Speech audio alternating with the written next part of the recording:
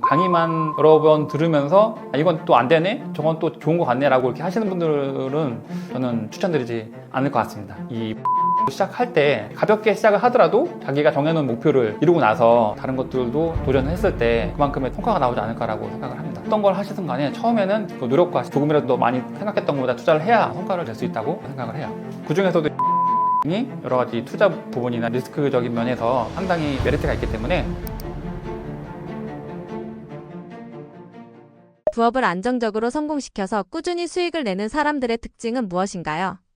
제가 가장 성과가 좋았던 수강생 중에 한 분이 1억이 넘는 매출을 올리셨거든요.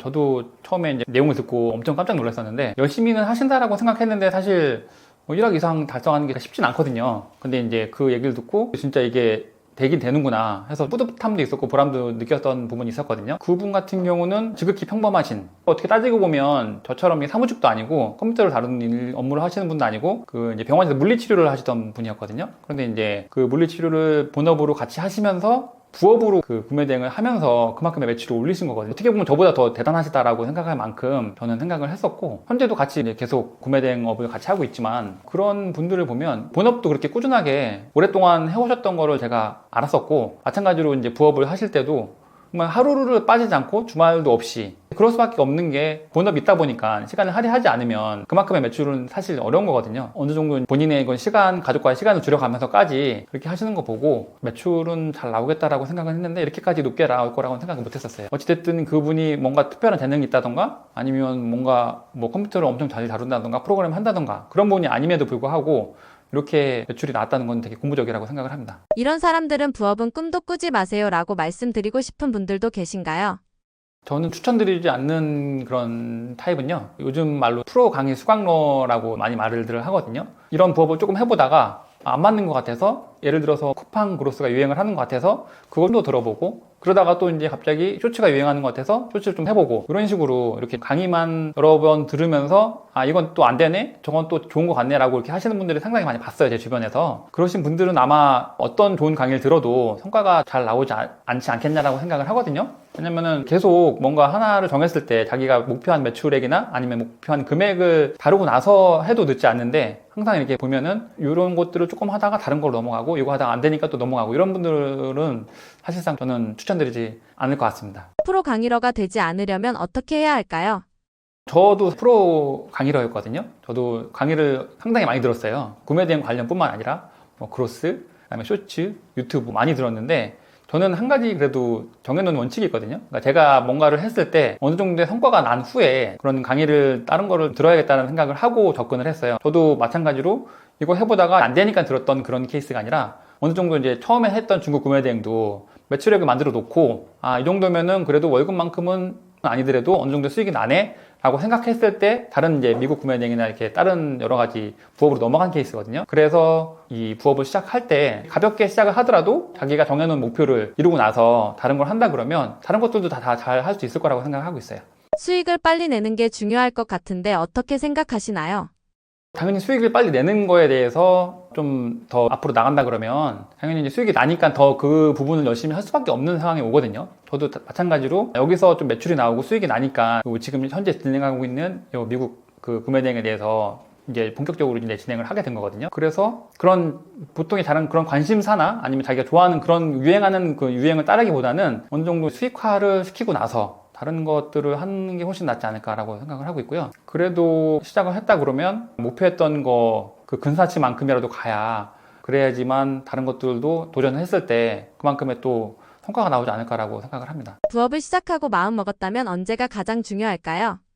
초반이 당연히 중요하고요. 제가 얘기했던 그런 큰 성과는 아니더라도 물건이 몇 개 팔렸다, 아니면은 어느 정도 매출이 나왔다, 이럴 정도로 그런 과정들을 어느 정도 겪고 나서 진행을 해야 계속 꾸준히 할 수가 있지, 처음에 하다가 어렵다고 포기하시는 분들도 꽤 많거든요. 그러면 자기가 이제 아무래도 본업을 하면서 겪어보지 못했던 그런 뭐 업무들을 하다 보니까 익숙하지 않아서 그만두시는 분들도 많고 하는데, 그래도 어느 정도 이제 내가 가시적으로 이 정도까지는 한번 해볼 수 있겠다 라고 하는 부분까지는 계속 진행을 하셔야지만 강의비가 아깝지 않을까라고 생각을 하고 있습니다. 이게 정말 될까 싶어서 시도를 못하는 사람들을 위해서 하고 싶으신 말씀 있으신가요? 저도 처음엔 그런 생각을 많이 했었고요. 근데 그런 저도 지금 성과를 이뤄냈고, 그리고 주변에 그런 같이 구매 대행을 시작했던 대표님들도 성과를 내시는 분들을 많이 봐왔어요. 그렇기 때문에 처음에 부업이지만 뭐 끝까지 해보겠다라고 생각을 하시고 한번 접근을 하면 평균 이상은 가지 않을까라고 생각을 하고 있고요. 계속 강조드리는 것처럼 꾸준하게 뭘 하시든 부업으로 뭐 구매 대행을 하시든 쇼츠를 하시든 아니면 AI 툴을 활용하든 꾸준히만 하신다고 하시면 어느 정도 성과는 충분히 이룰 수 있을 거라고 저는 확신합니다. 처음 부업을 시도하시는 분들에게는 어떤 것들을 추천하시나요? 처음에 아무래도 부업을 시작하시는 분들은 쉽게 시작할 수 있는 거, 어렵지 않게 할 수 있는 것들을 많이 찾으시는 것 같더라고요. 예를 들면 시간이 적게 들어간다던가 아니면 노력이 적게 들어간다던가 이런 것들을 많이 찾으시는 것들을 많이 봤는데, 저는 그래도 초반에 뭔가를 시작한다 그러면 어느 정도의 자기의 그 노력과 시간은 투자해야, 그러고 나서 어느 정도 성과가 나오고 나서야 그 홍보하는 대로 1시간, 2시간 이렇게 부업을 할 수 있지, 처음부터 그냥 1시간, 2시간 했는데 왜 안 되지? 라고 생각을 하면 뭘 하도 어렵지 않을까라고 좀 생각을 하거든요. 어떤 걸 하시든 간에 처음에는 그 노력과 조금이라도 많이 생각했던 것보다 투자를 해야 성과를 낼 수 있다고 그렇게 생각을 해요. 부업을 하고 싶어서 고민 중이신 분들에게 하고 싶으신 말씀 있으신가요?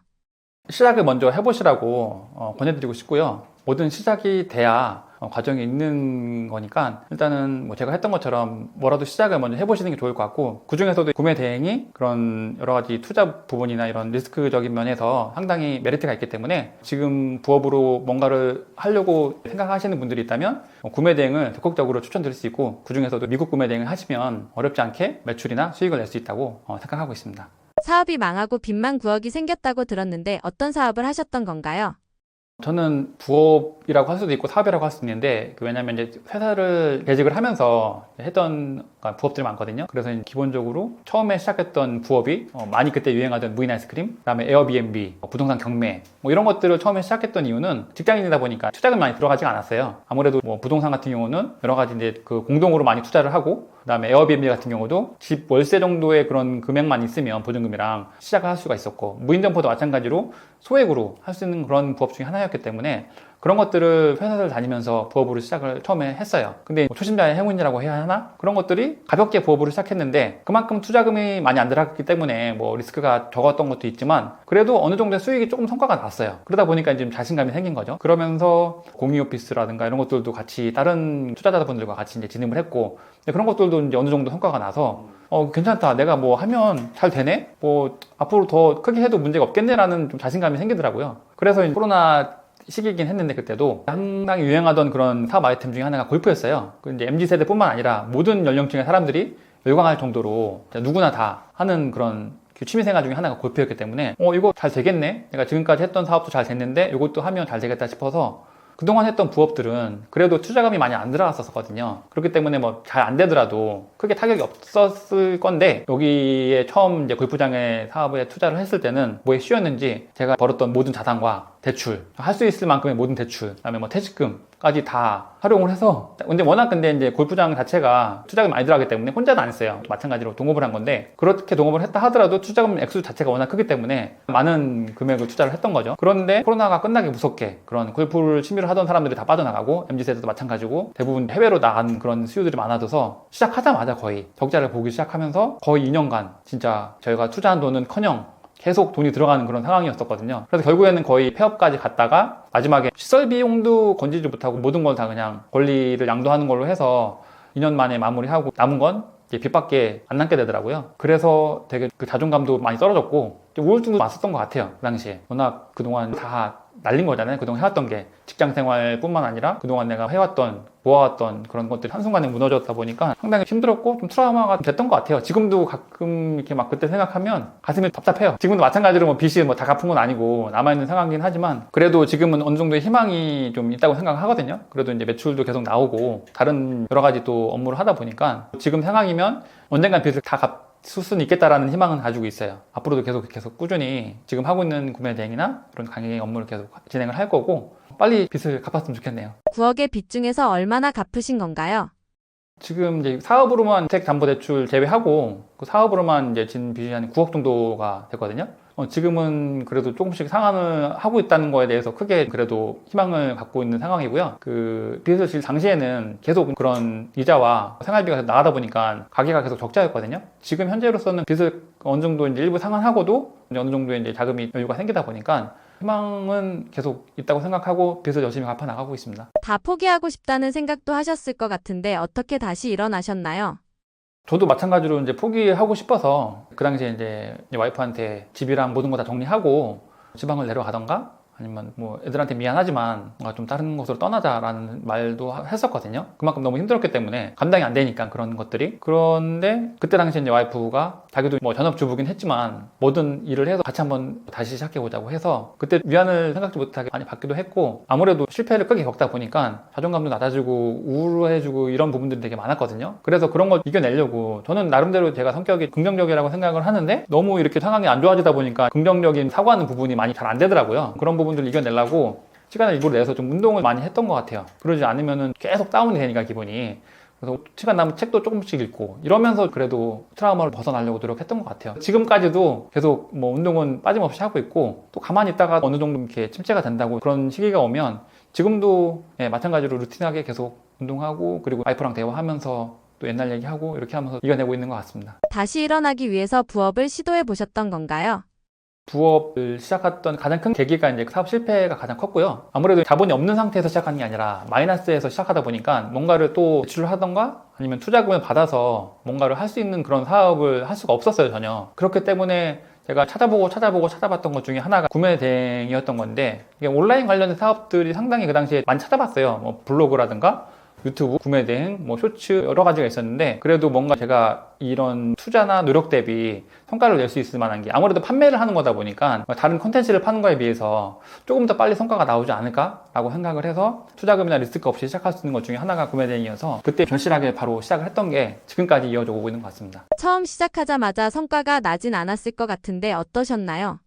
맞습니다. 처음에는 주변에서 잘 하시는 분이 막 매출액이 한 100만 원, 150만 원 이랬거든요. 매출액이 수익이 아니라. 그래서 저렇게 잘 하시는데도 저렇게밖에 안 나오나? 라고 이제 생각을 해서 좌절도 하긴 했어요. 저도 되게 그래도 큰 꿈을 안고 이걸 통해서 어느 정도 일어나 보려고 했던 건데 그런 케이스를 보니까 쉽진 않았죠. 그런데 그 당시에 다른 프로그램 통해서 무조건 성과가 나는 강의가 진행됐었거든요. 근데 그때 당시에 매출액이 갑자기 많이 오르게 돼가지고 그때를 계기로 앞으로 이 분야로 계속 시간 투자하고 꾸준히 진행할 수만 있다면 리스크 없이 진행할 수 있겠다라는 생각을 했었던 것 같아요. 부업이 생각만큼 잘 되지 않을 때 어떻게 하셨나요? 제가 프로 수강러기도 한데 강의를 많이 들었어요. 그러니까 이제 할 수 있는 게 제가 시설을 투자를 해서 뭔가를 할 수 있는 건 없고 강의는 그래도 사업을 하는 거에 비해서 많은 투자금을 필요로 하지 않기 때문에 강의비만 있으면 되는 거잖아요. 그래서 강의비도 어쨌든 간에 뭐 대출을 일으켜서 듣기는 했지만 그게 아니면 사실상 앞으로 제가 할 수 있는 게 없을 거다라고 생각을 그 당시 했었어요. 왜냐면 뭘 하더라도 다 돈이 들어가기 때문에 어떻게 보면 뭐 아니면 본 거죠. 이렇게 해서 안 되면 진짜 다 포기해야 되는 거고 이렇게 계속 시도하다가 잘 되는 게 터지면 어느 정도는 부업으로 시작했지만 사업 비슷하게 밀어낼 수 있지 않을까 라는 생각을 했고 그런 것들이 어느 정도 맞아 떨어졌던 거죠. 제가 했던 강의 중에 하나가 저랑 되게 잘 맞았었고 그게 또 실제적으로 매출이 나왔고 그 성과가 나왔던 거거든요. 그래서 지금까지 계속 유지하고 있는 거고 그 당시에 뒤돌아보지 않고 그냥 이거 무조건 아니면 안 돼라고 생각하고 시작했던 게 컸던 것 같아요. 강사님의 몇 년 전 상황처럼 지푸라기라도 잡고 싶으신 분들을 위해 추천하시는 부업 있으신가요? 제가 구매 대행을 시작했던 것처럼 저는 선택의 여지가 없었던 부분이 가장 크거든요. 왜냐면 제로가 아니라 마이너스에서부터 시작을 했기 때문에 뭔가가 자본금이 들어가거나 리스크가 있거나 재고가 있는 거를 하기에는 어려운 상황이었어요. 그렇지만 이제 구매 대행 같은 경우는 여러 가지 사업에 대한 그런 리스크가 없이 본인의 노력과 시간, 그 다음에 의지만 있으면 충분히 시작할 수 있고 그만큼의 성과를 낼 수 있는 그런 부업이기 때문에 처음에 부업으로 시작을 했지만 이게 잘 된다고 하면 사업으로까지, 본업으로까지 할 수 있는 그런 부업이기 때문에 저는 진짜 절실하게 뭐 부업이나 사업을 해서 뭔가를 성과를 내고 싶다라고 하시는 분들은 적극적으로 구매 대행을 추천드리고 싶습니다. 저는 현재 미국 구매대행 강사를 하고 있는 라이언 강사라고 하고요. 구매대행을 하기 전까지 직장 생활을 18년 동안 한 직장에서 해외 영업직을 하면서 직장인으로서만 계속 생활을 했던 그런 일반인이었습니다. 그런데 직장 생활을 하면서 아무래도 노후에 대한 불안, 그다음에 퇴사에 대한 불안감들이 점점 크게 들면서 여러 가지로 부업을 생각을 했고 그런 과정에서 실제적으로 많은 부업들을 해왔던 것 같아요. 그러면서 실패도 하고 그만큼 성공도 했는데 지금 와서 돌이켜보면 돌아가지 않고 처음부터 지금 하는 이런 사업이나 부업을 했다면 고생을 안 하고 순탄하게 사업을 했을 텐데 지난 얘기지만 어쨌든 부업이나 사업을 시작하려고 계시는 분들이 있다면 리스크 없는 사업을 먼저 생각을 해보셨으면 좋을 것 같고요. 저처럼 좀 하셨던 분도 계실 거고, 아니면 이제 평범하게 직장 생활을 하시면서 노후 준비나 퇴사 후에 이런 계획을 세우시는 분들이 상당히 많으실 텐데, 그런 부분에 있어서 제가 작게나마 도움이 될 수 있으면 그런 부분들을 같이 할 수 있다면 충분히 제가 도움을 드릴 수 있을 것 같고요. 아무래도 뭔가 처음 하기에는 또 두려움도 있고 아무래도 어려움이 많이 있을 수밖에 없거든요. 저도 마찬가지였고, 처음에는 뭘 하든